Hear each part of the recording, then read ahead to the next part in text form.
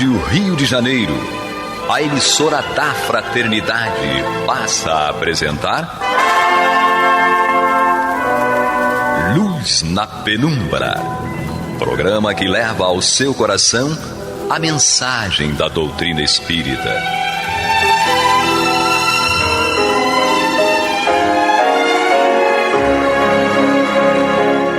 E agora com vocês, Aloísio Guigino e Eduardo Araújo, para o estudo da obra O que é o Espiritismo, de Allan Kardec. Olá, prezados amigos da Rádio Rio de Janeiro, sejam todos muito bem-vindos. Está entrando no ar o programa Luz na Penumbra e juntos vamos dar continuidade ao nosso estudo do livro O que é o Espiritismo, de Allan Kardec, comigo Eduardo Araújo, com ela Maria de Fátima Miranda. Que Jesus nos envolva. E Aloísio Guigino. Um abraço a todos os amigos. E nós estamos aqui no capítulo 2 do livro Que é o Espiritismo. Já adentramos aí o tópico Escolhos da Mediunidade, que muito nos interessa, e sobretudo aos médiuns, né? Aqueles que lidam diretamente com a mediunidade, porque Allan Kardec vai começar a nos trazer os alertas necessários sobre os riscos que envolvem, né, os escolhos ao trabalho mediúnico. E nós lemos na semana passada o item 70, onde ele começa falando aí da questão da obsessão, que é sem dúvida nenhuma um dos maiores riscos que todos os médiuns correm ao lidarem com o trabalho da mediunidade. E hoje, dando sequência, ainda falando sobre a obsessão, no item 71 deste capítulo 2, vamos lá, as palavras de Allan Kardec. Ele diz: a obsessão apresenta 3 graus principais bem característicos: a obsessão simples, a fascinação e a subjugação. No primeiro, o médium tem perfeitamente consciência de não obter coisa alguma boa. Ele não se ilude acerca da natureza do espírito que se obstina em se lhe manifestar e do qual deseja desembaraçar-se. Este caso não oferece gravidade alguma. É um simples incômodo do qual o médium se liberta, deixando momentaneamente de escrever. O espírito, cansando-se de não ser ouvido, acaba por se retirar. Então, ó, e aí, Maria de Fátima Miranda? O médium tem consciência de que está sofrendo esse assédio e fica mais fácil para ele procurar se precaver. Qual seria a melhor maneira que um médium tem de lidar com uma situação desta, de uma obsessão simples? Olha, tem a ver com o autoconhecimento, porque nós percebemos a desarmonia emocional, o desequilíbrio, quando alguma coisa nos tira do foco, do eixo, não é? É por isso que diariamente, se faz necessário, passemos a observar como foi o nosso dia, como nos posicionamos diante das situações, porque é muito sutil. E essa obsessão simples, todos nós carregamos no básico, não é? Ainda lembrando que toda obsessão parte da obsessão simples, daquela coisa do detalhezinho, é aquela gotinha pequenininha. Trazemos os traços marcantes do nosso personalismo, que vão, eles exacerbados, chegam a hora que vai ser uma porta para que espíritos interajam cada vez mais intensamente através de nós. É interessante a gente observar como Kardec tem sua sabedoria nas colocações que faz. Então ele coloca assim: a obsessão apresenta 3 graus principais bem característicos. Não quer dizer que seja especificamente essa a característica de cada estágio da obsessão.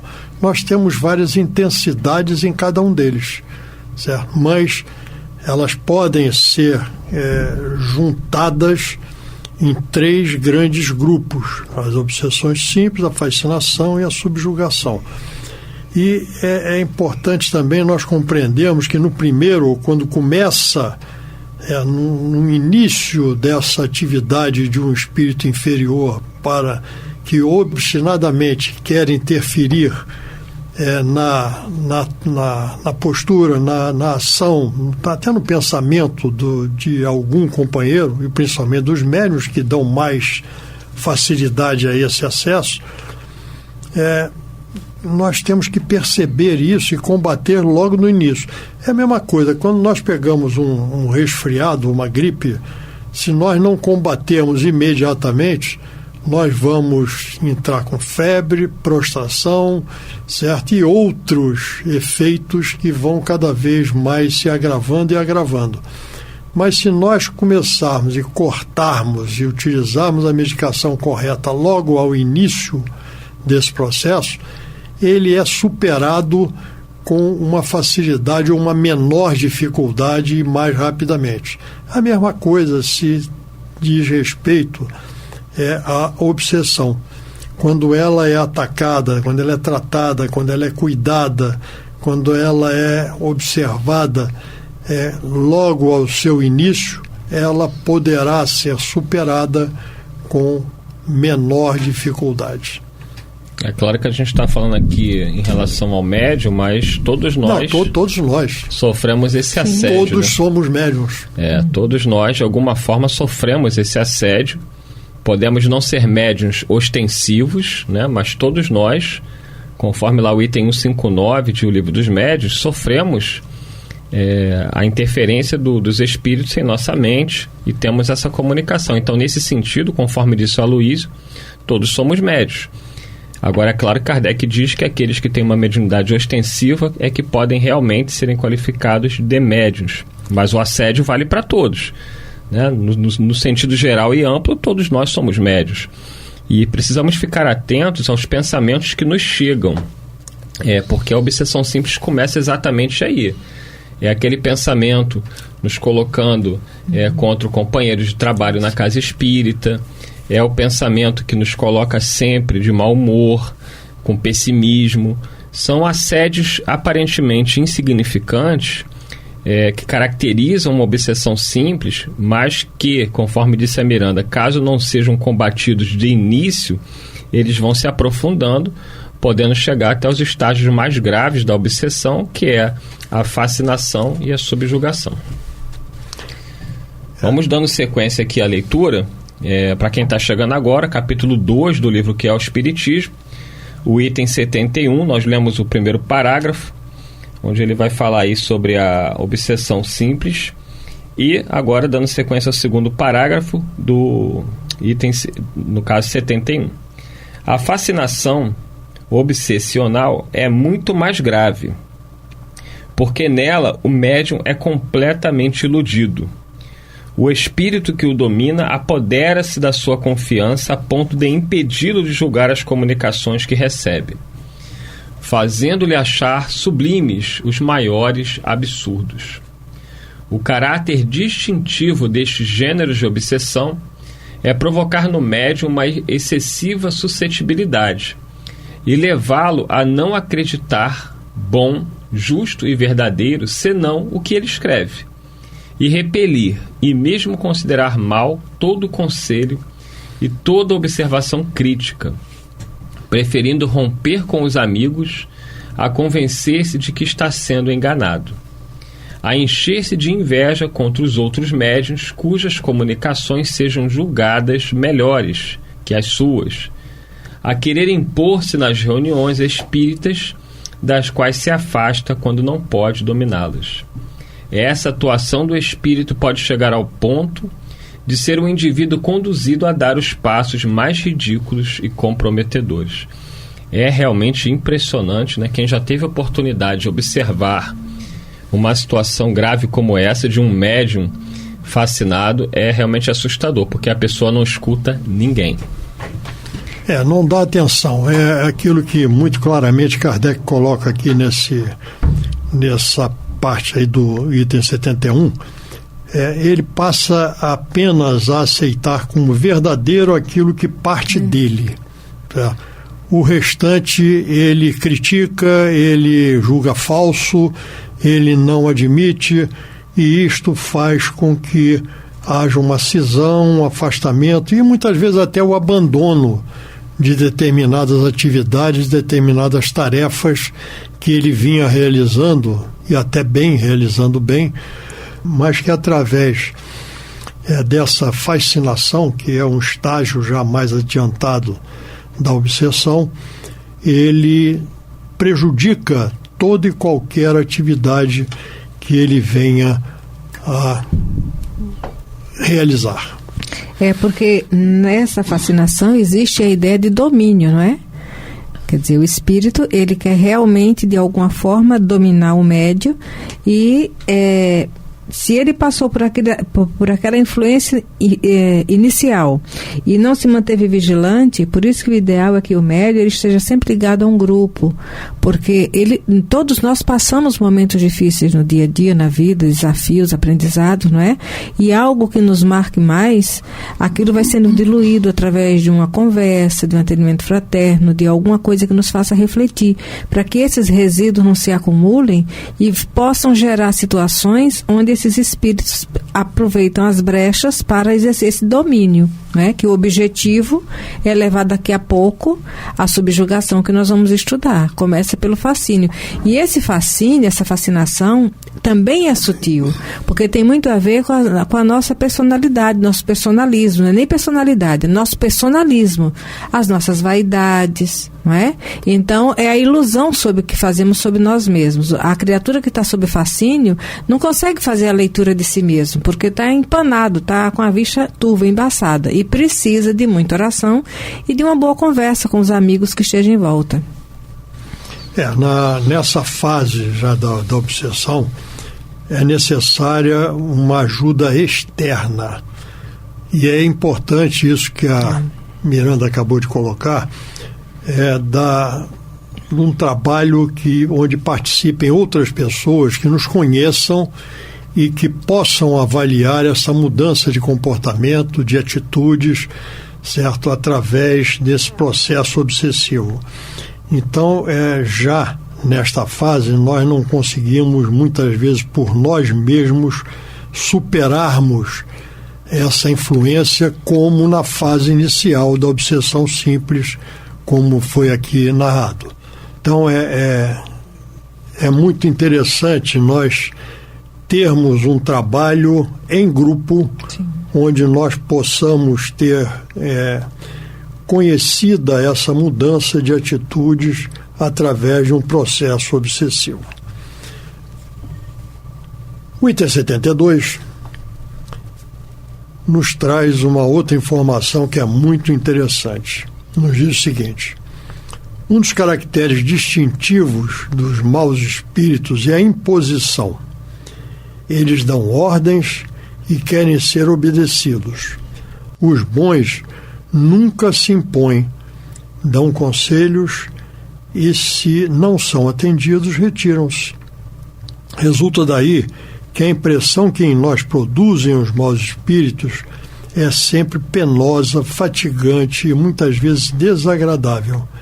Ela provoca uma agitação febril, movimentos bruscos e desordenados.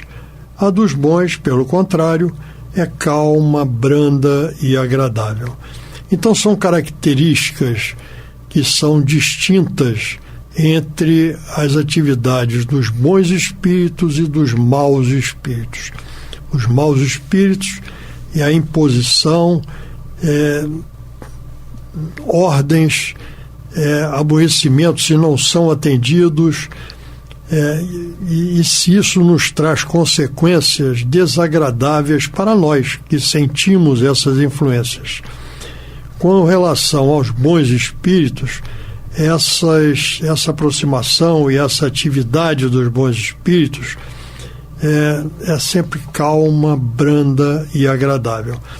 E essa é uma coisa interessante que eu vim aprender já bem mais adiante, porque hoje em dia, com o nosso estudo, a nossa compreensão, nós vemos as manifestações de mesa mediúnica, certo? Serem realizadas, às vezes, até por espíritos que nós percebemos que são ainda espíritos sofredores, sim, mas que se fazem através do médium de uma forma controlada, certo? Um médium hoje em dia, numa mesa mediúnica, não sobe na mesa, não quebra a cadeira, certo? Como só era de acontecer há algum tempo atrás. Por quê? Porque hoje em dia o médium já tem mais conhecimento. Então eles são percebidos, certo? e são evitados pelo médium que já tem um domínio sobre essa situação. O item 73, você pode ler, Miranda? Posso. A subjugação obsessional, designada outrora sob o nome de possessão, é um constrangimento físico exercido sempre por espíritos da pior espécie e que pode ir à neutralização do livre-arbítrio do paciente.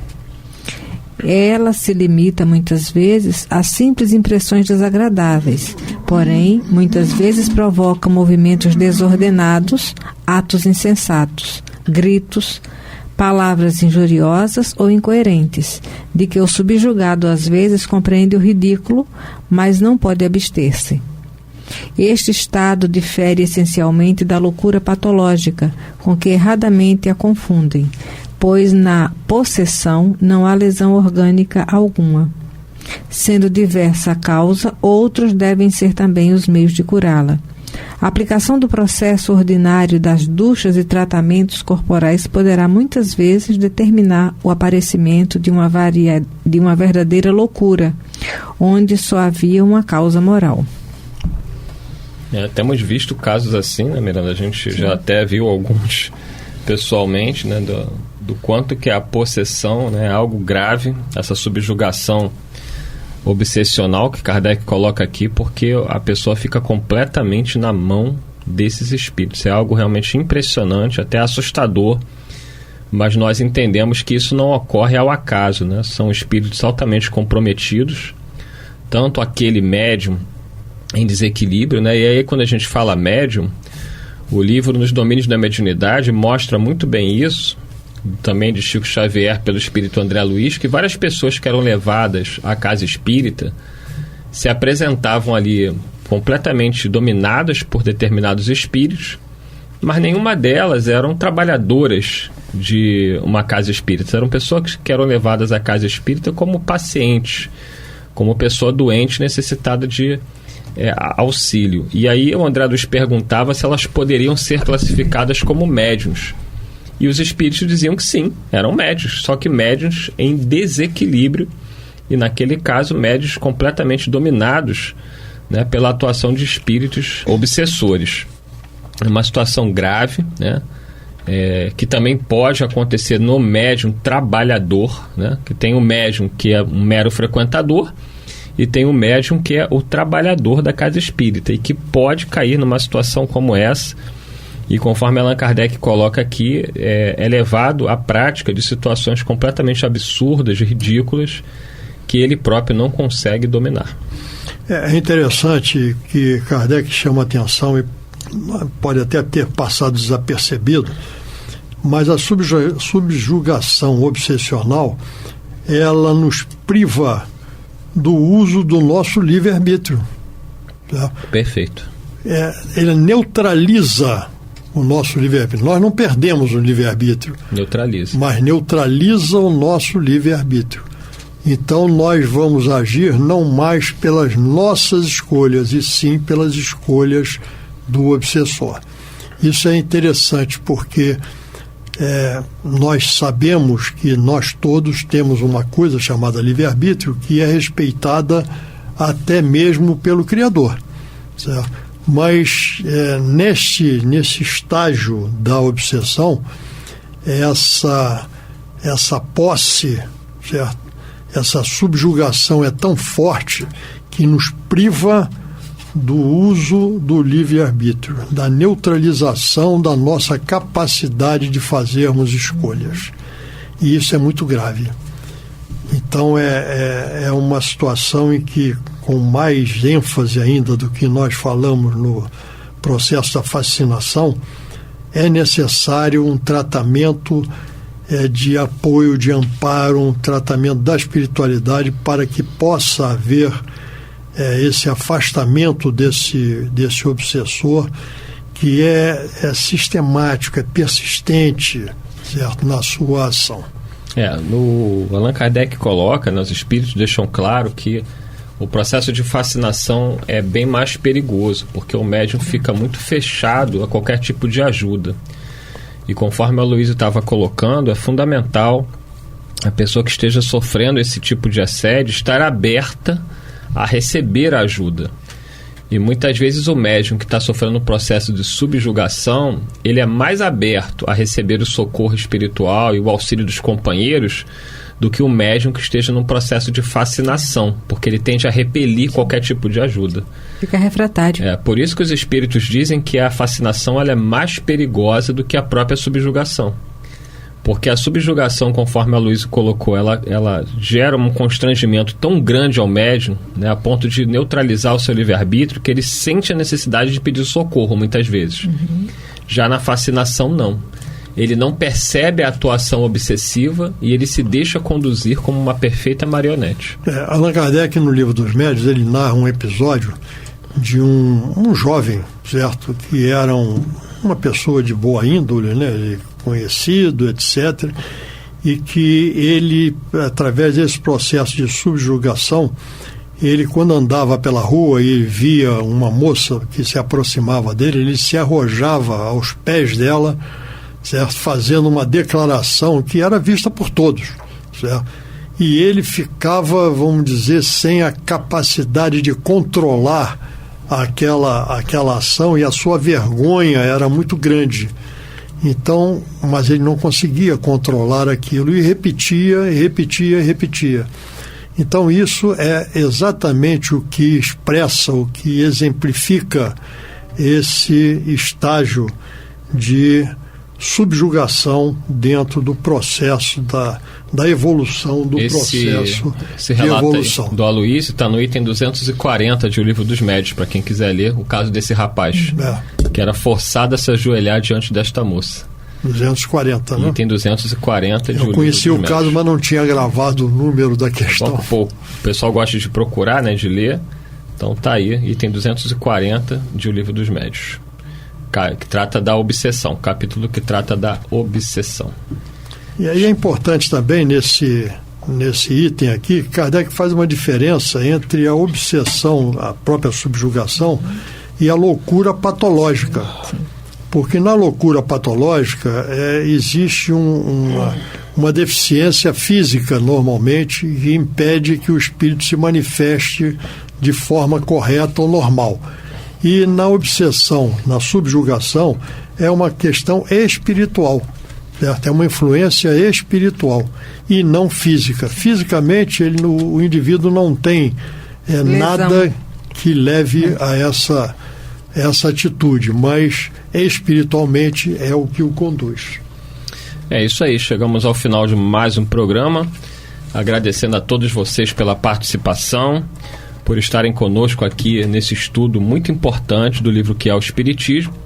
Na semana que vem, se Deus quiser, estaremos aqui novamente, dando continuidade ao estudo, junto com Maria de Fátima Miranda, Aloysio Guigino. Muita paz a todos aí. Dá um abraço, Miranda. Que Deus nos guarde.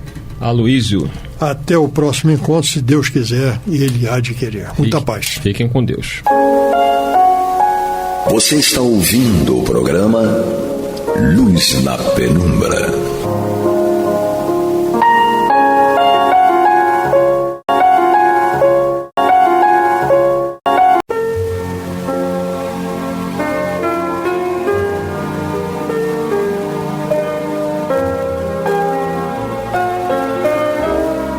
A Rádio Rio de Janeiro está levando ao seu lar e ao seu coração a mensagem consoladora da doutrina espírita, através do programa Luz na Penumbra.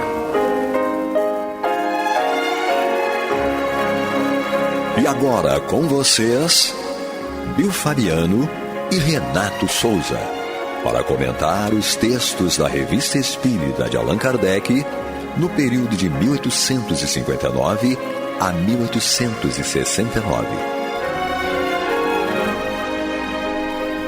Muito bem, prezados ouvintes da Rádio Rio de Janeiro, emissora da Fraternidade, estamos de volta com mais um programa Luz na Penumbra, aqui com a Revista Espírita de 1859, eu e Bill Fabiano do meu lado. E Renato Souza. Isso aí, né? A gente está fazendo os anos ímpares, não é isso? A gente está dando continuidade aqui à Revista de Janeiro, tá? Ainda não terminamos, vamos terminar. né? Com fé em Deus, em nome de Jesus. Vamos terminar assim, sem dúvida, tá? Vamos dar continuidade ao nosso estudo no programa de hoje. Estamos tratando, né, de vários assuntos aqui, de que trata essa revista, né? Pelo menos esse mês de janeiro, o relato de manifestações materiais, inteligentes, aparições, evocações, dentre outros aspectos. Vem falando também de moral, vem falando, né, de uma questão ligada à influência dos espíritos, enfim, várias e várias questões aqui sendo abordadas na revista de janeiro de 1859, intitulada ASA Príncipe G, tá? É a revista número 1, em que Kardec traz pra gente aqui umas passagens que ele indagou esse espírito, né, Bill? Exatamente. Seguindo aqui, né, dando sequência onde nós paramos no programa passado, nós vamos entrar em outra pergunta, né, feita por Kardec, né, Renato? Sim. E sem mais delongas, vamos logo à pergunta. Diz o seguinte, Kardec, pergunta o seguinte: não podem essas crenças representar um perigo para a razão? Não podem essas crenças representar um perigo para a razão? Aí responde o príncipe: todas as ciências não forneceram o seu contingente para os hospitais de alienados? Devemos, por isso, condená-las? Não estão largamente representadas entre elas as crenças religiosas? Seria justo, por isso, proscrever a religião? Acaso conhecemos todos os loucos produzidos pelo medo ao diabo?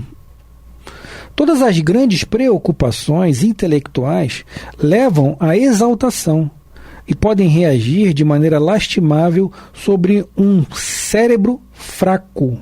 Né? Que a gente pode fazer uns apontamentos aqui, né, Renato? Que colocar a culpa, né? A religião A, ou X, ou ao espiritismo, ou ao catolicismo, ou enfim, a qualquer tipo de religião, não nos cabe, né, colocar a culpa dos nossos erros, ou de que maneira nós iremos conduzir aquilo que nós recebemos da doutrina X, Y, XPTO, não importa qual, mas não cabe culpar a doutrina, a não ser que sejam seitas, né, enfim, que não conduzam o espírito a Deus, enfim, aí é uma outra história. Mas falando de doutrinas, de religiões, todas elas convergem para um sentido só, que é Deus. Né, Renato? E, sobretudo, as cristãs convergem sempre para o Cristo, né? E as não cristãs convergem lá para a crença deles, mas que também não devemos nunca menoscabar, muito pelo contrário, respeitar sempre. O importante é a doutrina, como dizem os espíritos mais nobres, né? Não existem doutrinas boas. A melhor doutrina é aquela que conduz o maior número de pessoas possível a Deus. E Chico Xavier traz isso, e outros espíritos também já trouxeram. Então, eu acho que nós não devemos culpar as informações que as doutrinas nos trazem, né, Renato? Sim. Mas sim um mau uso nosso daquilo ali, que vai fazer com que nós percamos ou não, ou que ganhemos. Sim, sim. Haverá sempre um socorro para quem quer que seja e onde quer que esteja. Haverá sempre um amparo de acordo com a situação de cada um, de cada espírito. Haverá sempre. É engraçado que ele responde com várias outras perguntas. Haverá sempre, né? Os cientistas não vão criar sempre um hospital para os seus alienados? Exatamente. Cada um tem uma especialidade, cada um tem, né, uma área de atuação, de atendimento e tudo mais. Então é importante, porque quando perguntaram para o Chico Xavier assim, mas Chico, olha só aquela pessoa ali, não é? Que é, né, da religião XYZ, não é? E o Chico respondia o quê? Não importa, ela só vai ser atendida num outro guichê. Exatamente. Não é? Só vai ser atendida num outro guichê. O departamento é o mesmo. O departamento é o mesmo. O amadurecimento que vem trazer o Espiritismo, e é uma questão importante porque, né, ouvimos muito falar sobre isso, né, que será o futuro das religiões e não a religião do futuro. Leon Denis. Não é? Leon Denis traz isso pra gente. O futuro das religiões, e é nisso que tem que estar pautado. Porque quando você chega lá no mundo espiritual e verifica realmente, não é? Passa por toda essa questão que nós abordamos nos últimos programas, não é? Que é a situação do estado em que você vai estar depois do desencarne, de que você vai precisar voltar, de que vai precisar entender que você é espírito, precisar entender, né, olha, de onde eu vim, o que eu sou, para onde é que eu estou indo, e esse amadurecimento, e o espiritismo vai vindo e vai chegando na sua vida, não é? Quando encarnado, não é? Ou quando ainda desencarnado, estudando também, à medida em que você está pronto para receber aquilo, à medida em que você vai ficando pronto para assimilar, para entender, né, aquilo tudo. Então as coisas não acontecem a toque de caixa, não é desse jeito, né? Deus sabe direitinho como conduzir as coisas, e está aí o Espiritismo, não é? Está aí, né? Primeiro livro dos Espíritos, né? Está lá, 160 anos, né? Sim. E nós estamos amadurecendo ainda em cima deles e observando que outras situações que a gente vê correm em paralelo ao Espiritismo, também já procurando entender. E eu fico com o Dr. Bezerra, né? Quando coloca pra gente, você não precisa deixar de ser o que você é para crer no Espiritismo. Exatamente. Não é? Exatamente. Porque a mesma passagem que teve Jesus com Pedro, se eu não me engano, com Simão Pedro, quando Simão vai fazer queixa a respeito de uma pessoa, né? E tudo, e Jesus vira para ele e diz assim: te importa os que não te seguem. Né? Então, importa, né? Segue-me tu. E chegou para ele e disse assim: olha, não fique tranquilo, porque ele também vai viver, não é? Tal qual todos vão viver também. Exatamente. Não é? Com certeza. Tá? É isso, Bill. Vamos dar sequência aqui? Vamos lá. Uhum. Bom, todas as grandes preocupações intelectuais levam à exaltação e podem reagir de maneira lastimável sobre um cérebro fraco. Teríamos razão de ver no Espiritismo um perigo especial se ele fosse a única causa ou a causa preponderante da loucura, né? E é importante a gente destacar aqui como é que ele diz?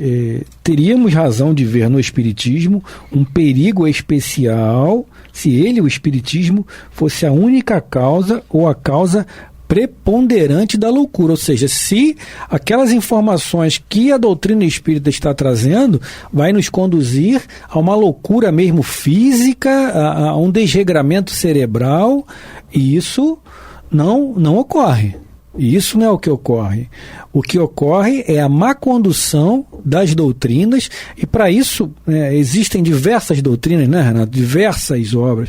Renato lembrou bem aí a frase de Leon Denis, né, que é o futuro das religiões, né? Ou seja, não o espiritismo em essência, mas a essência do espiritismo, ou seja, as leis, que são leis universais, não são leis do espiritismo, são leis universais. A lei de reencarnação, por exemplo, não é uma lei do espiritismo. Kardec e a doutrina espírita traz à luz, né, Renato? Sim. Mas não é uma lei do espiritismo, é uma lei universal. Então, quando o Leon Denis traz essa colocação de que, essencialmente, a ideação que o espiritismo traz à luz, que não é dele, mas que ele traz à luz, serão basilares, né, Renato? Como a lei de reencarnação, pô. Como é que a gente vai explicar determinada situação ou situações, se não for através da reencarnação? Mas sempre haverá várias doutrinas, né, Renato? Porque nós estamos em degraus diferentes, em estágios evolutivos diferentes. Renato lembrou bem a questão da evolução. O Cristo é bastante claro quando ele diz: primeiro a erva, depois a espiga e por último o grão cheio na espiga. Ou seja, se você quer comer uma pipoca, você tem que plantar o milho, né, Renato? Você não vai comer uma pipoca sem plantar o milho. Com certeza. Então, a natureza não dá saltos. E o Espiritismo, embora nós entendamos que seja a verdade verdadeira, né, Renato? Ela não é a verdade verdadeira para as outras doutrinas não espíritas ou não espiritualistas. Não é. A única verdade absoluta para nós que estamos aqui na Terra é o nosso Mestre Jesus. E ainda assim não é para todas as doutrinas, que as doutrinas não cristãs, mas para nós cristãos, a única verdade suprema é Jesus. Então que a gente siga Jesus, né? Que a gente não siga as doutrinas, que nós sigamos o nosso Mestre Jesus, que nós já estaremos dando um grande passo, né, Renato? Com certeza. E ele trouxe pra gente, não é? Uma verdade. Não é? É só você pegar o Evangelho segundo o Espiritismo, e ele vem tratando do início ao fim, ele fala de vida nos seus 27 capítulos que foram ordenados por Allan Kardec. Kardec foi separando passagens do Novo Testamento e perguntando aos espíritos sobre aquelas passagens, não é? Dos apóstolos, tá? E daí sim né, originou-se o nosso Evangelho, Exatamente. que é o Evangelho segundo o Espiritismo. Capítulo 28 tem lá as coletâneas de preces. Ele nos dá um grande auxílio nesse sentido, né? Para aquele que não tem facilidade em elaborar uma prece, mas para aquele que, né, chega lá, tem lá um modelo de uma prece para ser feita, mas a verdade. Então, quando ele começa a falar para todos nós, não é, de um reino que existe, não é? Quando ele começa a falar de há muitas moradas na casa do Pai, né? Capítulo 3, quando ele fala no capítulo 7, bem-aventurados os pobres de espírito, ele está sempre direcionando os espíritos para algum lugar. Exatamente. Para uma situação, para uma verdade, para uma realidade. Não é? Então, não há nisso o menor vestígio de algo que a gente pudesse denominar como uma enfermidade, né? de um problema mental. Não há nenhuma questão nesse sentido. Mas sim um ensinamento, e um grande ensinamento, porque ele veio aqui e não pregou religião. Exatamente. Ele pregou o amor e pregou o direcionamento, não é? Segue-me tu, conforme você colocou muito bem, e nos ensinou a cada um a segurar a sua cruz, né? E segui-lo. É isso aí, estamos aqui no programa Luz na Penumbra, Revista Espírita, no ano de 1859, no mês de janeiro. E vamos dar sequência, Renato? Vamos lá. Bom, fez-se grande alarido a respeito de 2 ou 3 casos que, em outras circunstâncias, não teriam merecido nenhuma atenção, a não ser levar em consideração as causas predisponentes anteriores. Poderíamos citar outros em que, bem compreendidas, as ideias espíritas poderiam deter o desenvolvimento da loucura. Em resumo, o Espiritismo não oferece maior perigo de loucura do que as 1001 causas que a produzem diariamente. E digo mais, ele continua, digo mais, oferece bem menos perigo, visto trazer em si mesmo o corretivo, e pela direção que dá às ideias e a calma que proporciona ao espírito dos que o compreendem, pode neutralizar o efeito das causas estranhas. O desespero é uma dessas causas. Ora, ao nos fazer encarar as coisas mais desagradáveis com sangue frio e resignação, o Espiritismo atenua os funestos efeitos do desespero. É importante citar aqui que ele atenua também. O Espiritismo não está aqui para livrar ninguém, né, Renato, do que aquilo que a pessoa às vezes não tem que passar, porque na realidade, a gente até conversávamos ontem, eu e minha esposa e minha filha, depois da live, né, lá do Geraldo Lemos, sobre as questões, né, e muitas dúvidas suscitaram, né, pela questão do aborto, enfim, da legalidade. Logicamente, a palestra do Geraldo foi em cima da não legalidade moral, né, e dentro da lei também, né, do que a doutrina nos coloca como um crime, né, e todas as doutrinas, cristãs ou não, colocam o abortamento como um crime, né? Mas o que a gente tem que entender é como as pessoas encaram aquilo ali, né? Ou seja, repetindo, a doutrina espírita aqui não está para atenuar nem livrar ninguém de nada, que muitas pessoas falam até erradamente, né? Lá na educação mediúnica já teve várias pessoas, inclusive um muito equivocado, que a gente ora muito por ele, está de volta a casa agora, graças a Deus, né? Que ficou muito tempo desempregado, e chegou um determinado momento que ele falou: só volto aqui na educação mediúnica quando a espiritualidade me arrumar um emprego. Ele ficou um bom tempo sem voltar, né? Não sei se arrumou, Mas eu acho que ele entendeu que a espiritualidade não é classificados. Né? O classificado é você correr atrás do emprego, é você se qualificar para aquilo, é você entender que só no Rio de Janeiro são 1.600.000 de pessoas desempregadas. Né, meu parceiro? Está sendo boa, está sendo condizente com os ditames cristãos.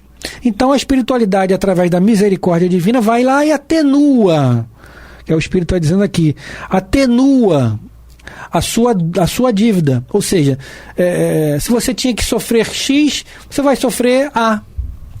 Mas não vai deixar de sofrer também, porque a lei também não pode ser derrogada, né, Renato? Você tem que passar por alguma situação, não quer dizer que você vai passar em toda a sua totalidade, porque entra sempre a misericórdia divina para atenuar as nossas dores. Com certeza, né? Você colocou aí muito bem a mudança, né? O quanto de mudança. E eu não posso culpar a doutrina pela parte que eu não fiz. Não é? Ajuda-te que o céu te ajudarás. É mais uma passagem importantíssima do Evangelho. O Evangelho chama a atenção para tudo isso. Bem-aventurados os aflitos, bem-aventurados os miseráveis. Você tem que ir, porque é buscar e achareis. É o vinde a mim, né, isso, é o vinde a mim. Não é? É o buscar e achareis. Os espíritos nos respeitam. Falamos isso em programas passados. Eles ficam esperando uma movimentação minha, não é? No sentido da luz. Exatamente. No sentido da luz. Porque o Emmanuel sinaliza para a gente, né? No capítulo do livro Fonte Viva, se eu não me engano, tá? Dos anos, né? Dos milhares de anos que nós ficamos arraigados nas trevas. Exatamente. Então é difícil dissipá-las. E na própria mensagem aos médiuns do próprio Emmanuel, no livro intitulado Emmanuel, de 1939, quando ele fala da mediunidade, né, numa mensagem belíssima, que ele fala para todos nós, que diante da luz que nós precisamos fazer propagar, porque por enquanto somos vagalumes, vivemos acendendo e apagando, né? Pirilampos, não é isso? Diante disso nós vamos nos esbarrar com milênios de trevas, tá? Emmanuel deixa isso muito claro. E tem uma questão importante aqui, Bill, que é essa frase. Eu gostei muito dessa frase que ele diz pra gente: o desespero é uma dessas causas. O desespero é a causa dessa loucura que é trazido aqui a evidência, né, dos comentários, não é? E quando você pega o Espiritismo, não é, como um todo, tá, e vê que o papel dele é de consolador prometido, não é? Porque quando Jesus estava perto de ir, disse-nos o quê? Não é? Vou pedir ao Pai que vos envie um Consolador, que há de ficar para sempre com vocês, não é? E ele veio. E é bacana isso, né? E é bacana, por quê? Porque você se dá conta, eu, por exemplo, né?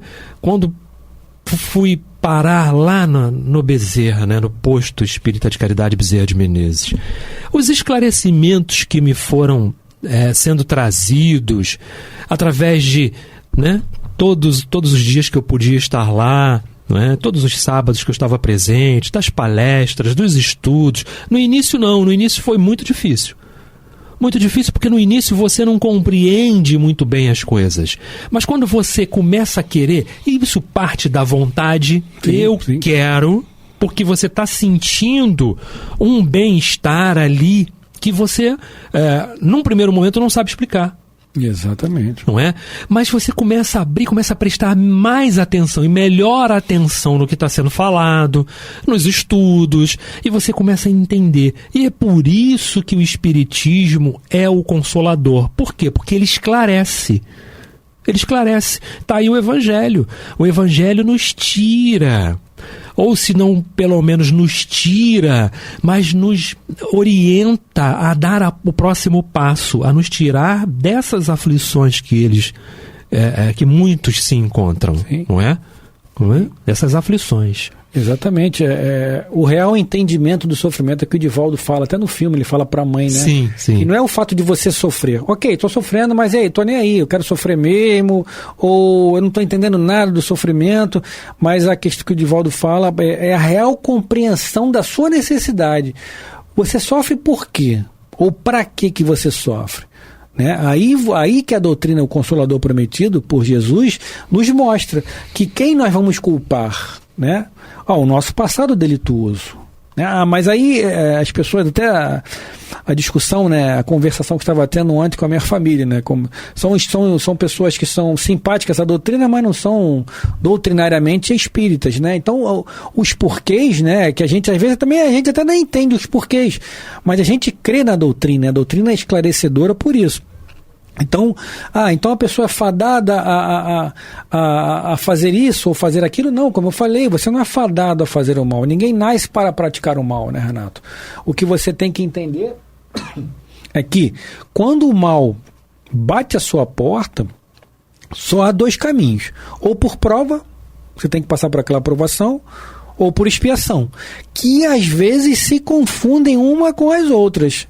Você está passando por aquela expiação que você trouxe do passado, né, Renato? Um passado delituoso, que é aquilo que eu falei agora há pouco. Pode ser atenuado, mas não pode ser livrado. As leis não podem ser derrogadas. Então, o Cristo disse para Pedro, né, embainha a tua espada, porque quem com ferro fere, com ferro será ferido. Então, só que você não precisa ser tão ferida com o ferro daquela forma, como deveria ser. Você pode ter um ferro amenizado, né? Mas, sem dúvida alguma, você não pode culpar a doutrina, ou aos espíritos, ou ao Renato. Não posso culpar o Renato pela minha desdita. Uhum. Né? Eu posso culpar a minha desdita do meu mau posicionamento, da minha má utilização do meu livre-arbítrio. É isso que realmente os espíritos e a doutrina espírita nos traz, que a má utilização do livre-arbítrio vai gerar uma repercussão negativa para você, seja nessa vida, ou na próxima, ou em outras existências, né, Renato? Com certeza, o sofrimento corre por nossa conta, não é? A gente, infelizmente, por desconhecermos, acabamos agravando, né, as situações que estamos passando e precisamos estarmos atentos. Sofreremos e sentiremos dor até o exato momento em que aprendermos. Exatamente. Todo sofrimento, quando chega, Chico fala isso, né? Tem dia e hora para acabar. Nem mais nem menos. Nem mais nem menos, não é? Então, estamos chegando ao fim, né? É isso, chegamos ao fim de mais um programa, né, Renato? Vamos lá, então, olha só, pessoal, vamos estar de volta então no próximo programa, não é isso? Continuando aqui com o estudo da Revista Espírita, Bill Fabiano Cordeiro e Renato Souza. Muita paz a todos. Até a próxima.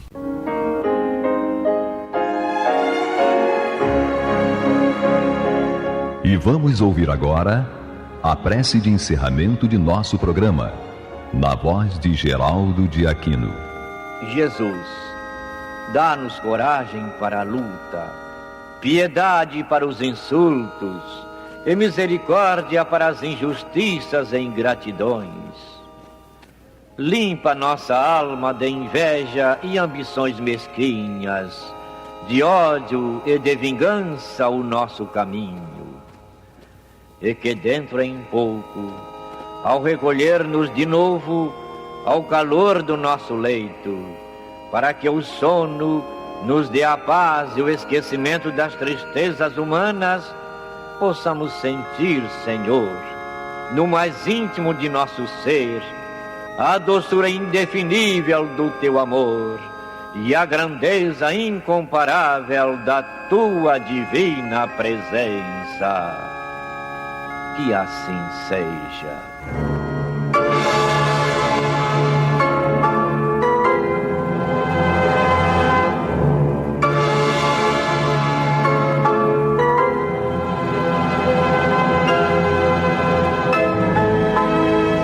Acabamos de apresentar o programa Luz na Penumbra, que voltará a ser apresentado na próxima segunda-feira, às 21 horas, nesta emissora.